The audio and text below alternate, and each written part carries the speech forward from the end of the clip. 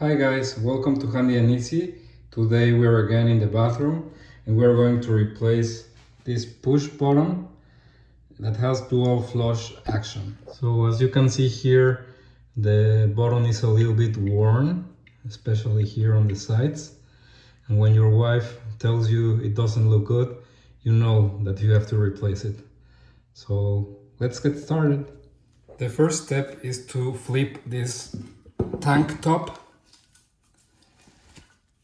You will see here that the bottom assembly is all corroded and a bit worn off, so it's time to replace it. Before we start replacing the old part, I just want to show you the new replacement that I bought in Amazon for $10.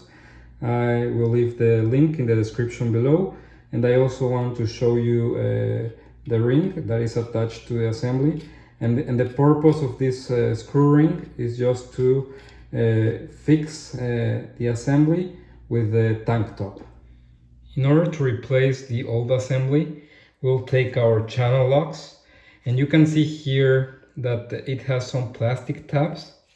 We'll grab two of these with our channel locks and then hold it firmly.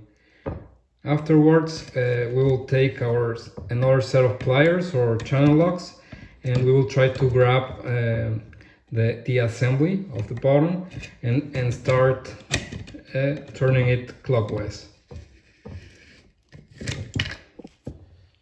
Once we have freed the assembly, it will be very easy just to turn by hand the assembly, and it will eventually come out.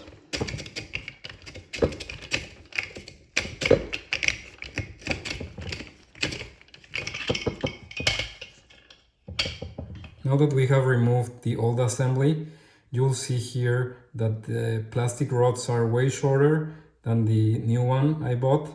So in order to fix this, we will just try to measure the length of the rod and then cut to the appropriate length. After measuring, I will be cutting at this length, and I will use diagonal cutting pliers in order to do the job.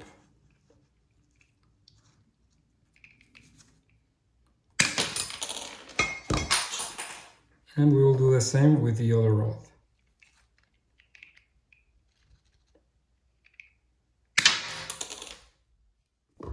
Now that we have the correct length, I install this plastic connector back again, and we can insert the rubber caps back on. Now we'll remove the plastic ring so that we can fix the assembly to the tank top. Now we'll place the assembly on the bottom of the tank top and screw the ring back on.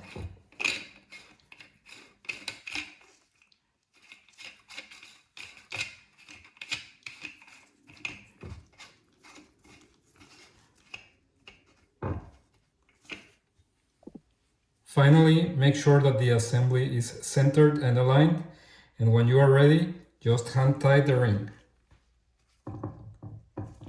The last step is to install the tank top back again into the toilet.